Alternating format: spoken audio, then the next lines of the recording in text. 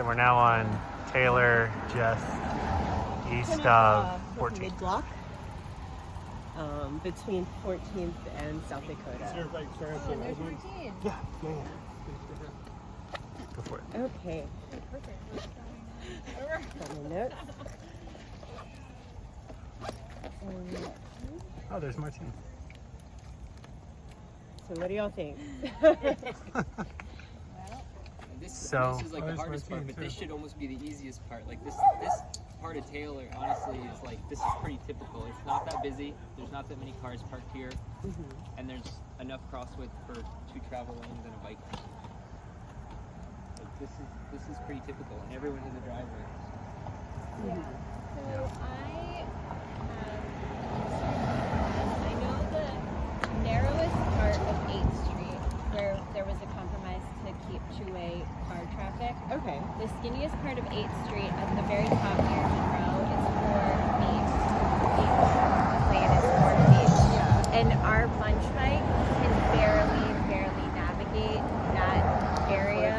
Okay. And so when I saw on the plans that the compromise here was to preserve 8 feet for parking and 3.5 feet each direction for a bike lane, I am very concerned that it would be basically unusable for people in... Very valid. I've been working on the concepts to look at other ways. You're not the only person that's raised concerns about that.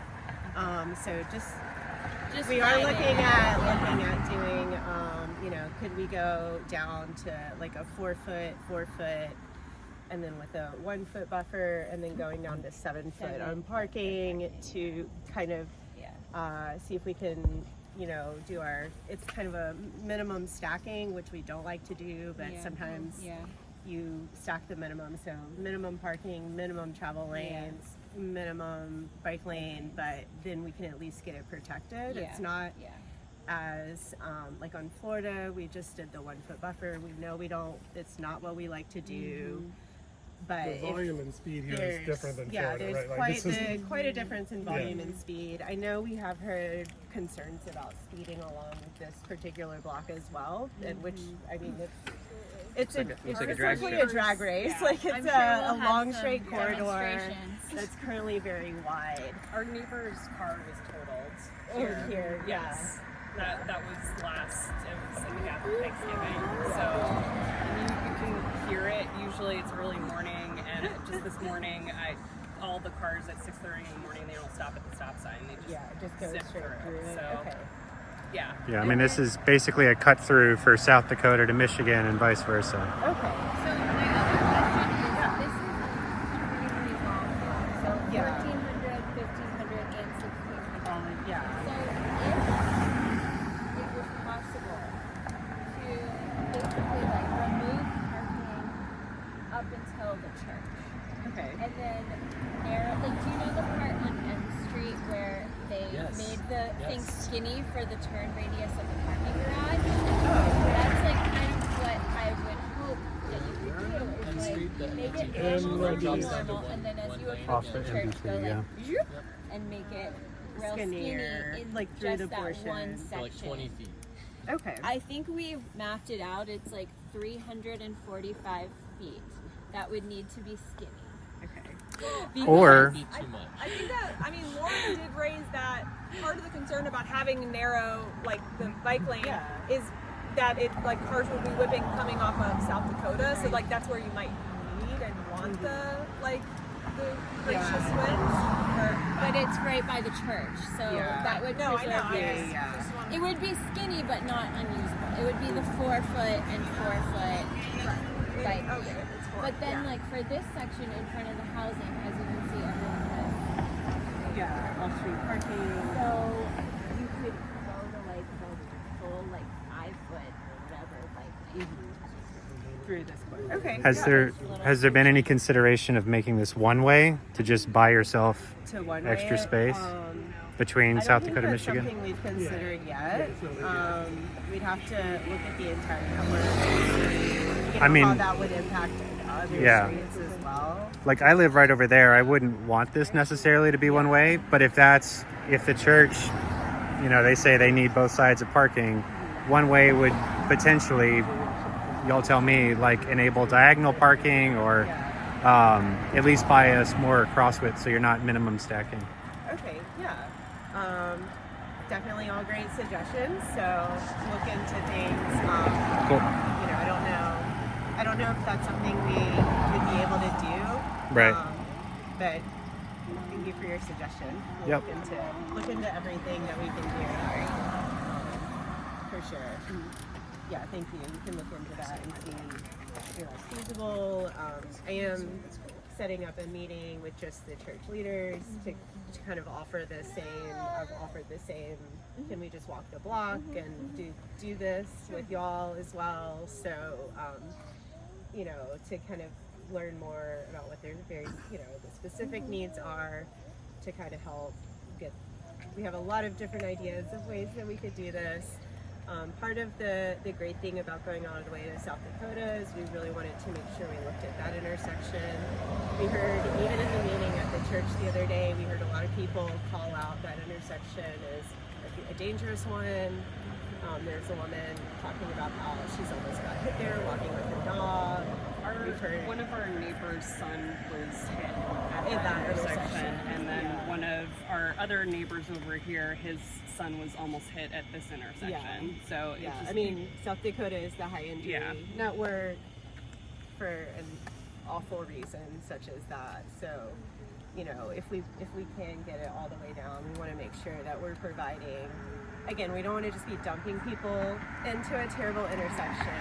So looking at safety treatments that we can do to kind of, you know, beef up, you know, if we do need to narrow down in that corridor, and definitely beef up the intersection to where we might have a narrower, you know, buffer than we would want typically, but we'll have safer, you know, connections like we know the 18th is a bike network, so looking at can we get people over to that, you know, is a pretty important part of this. You know, the MidDC network and our bike priority network is about creating an entire, you know, actual usable network and filling in those gaps where we can. Oh my gosh, there's the deer. I know. Yeah. See, that one has a tag. Oh yeah. yeah, we also have lots of wildlife over I here, know. so we have fox and deer. I'm originally from Mississippi. You don't normally have to watch out for. I'm very good at spotting deer on the side of highways, and you don't normally have to do it in DC. Well, I was gonna say on Harewood, west of North Capitol, I saw a deer once on a run in the morning, and it was like stuck on this like tiny sidewalk. Oh my god! The guy was mowing the lawn in the cemetery, and he was like very spooked. Oh my god! Yeah. I've seen them on the turnout where you stopped at the bridge.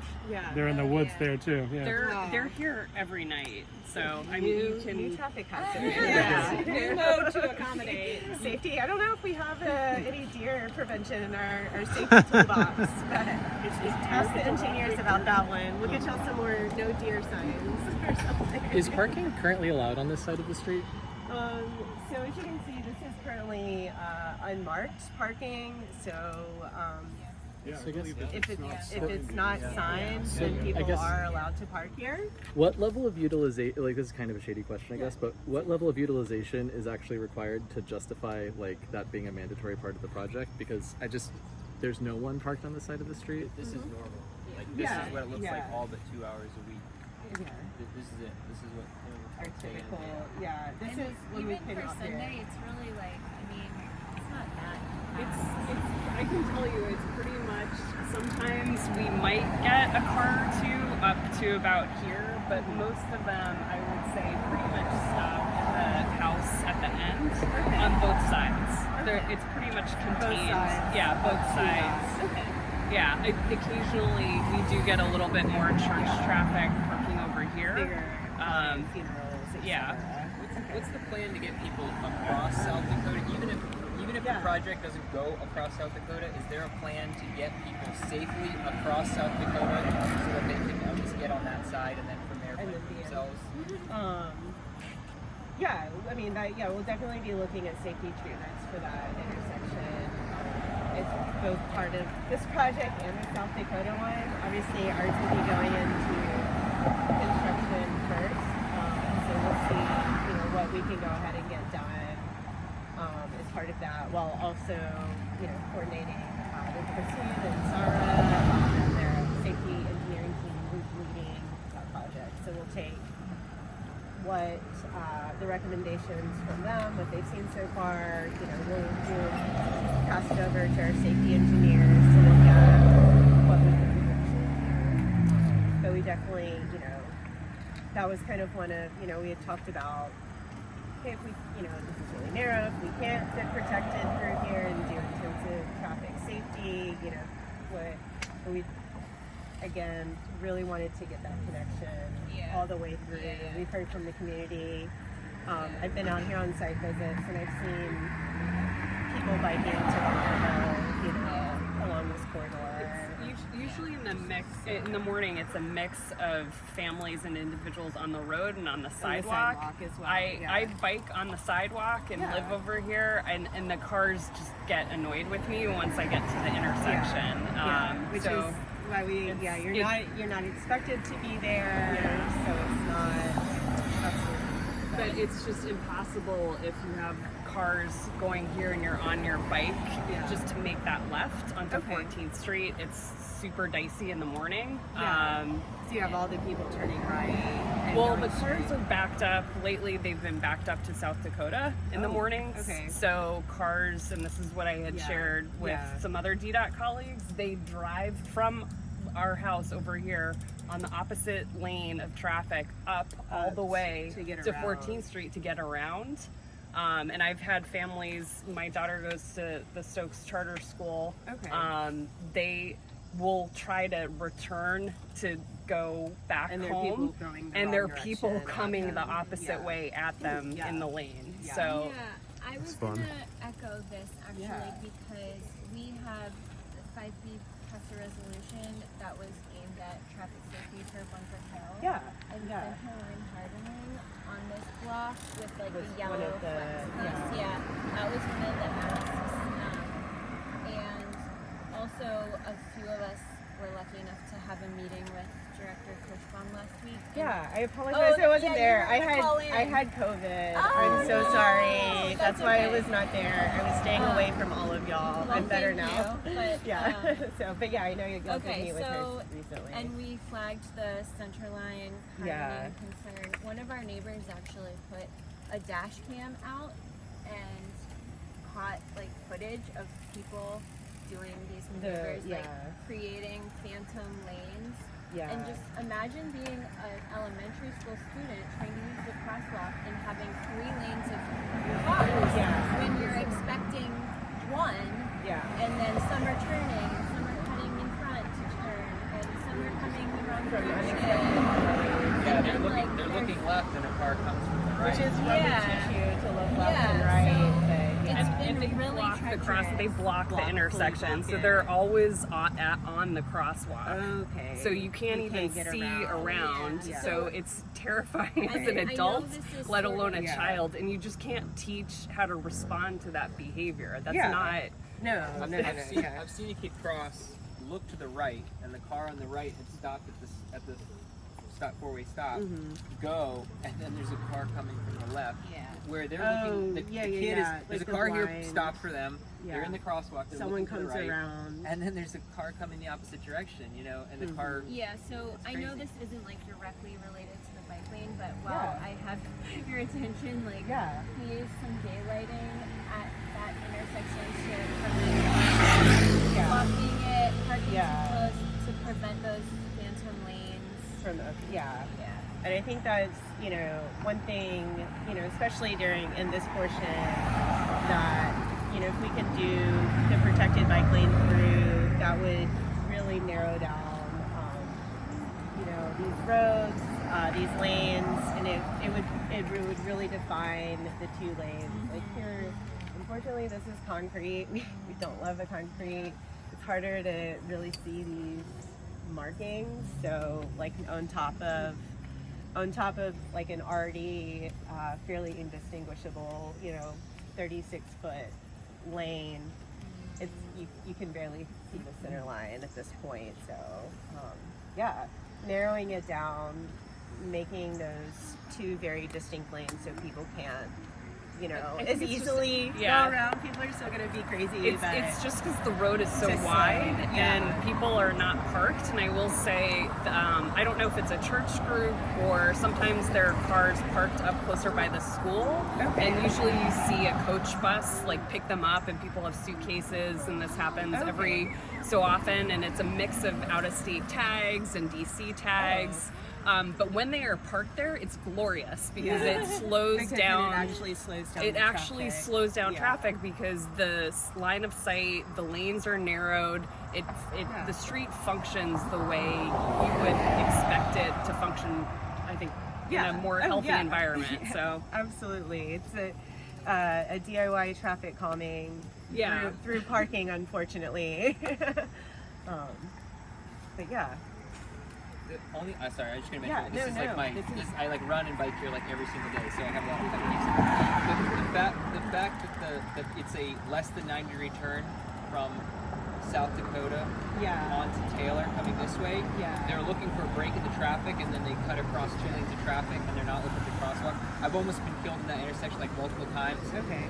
The reason I bring that up is I know that the church wants to park on both sides, but parking on the south side of Taylor and then crossing Taylor is super dangerous. Okay. And they're not crossing quickly oftentimes. Like they say, they have a lot of older people. Elderly. They are not crossing Taylor that quickly, and I watch that happen a lot of times when I'm running in the mornings, and I'm just like, wow, this is not like somebody is going to get hit crossing Taylor. So I know they want to park on the south side of Taylor, but it is not a great idea. Not safely crossing.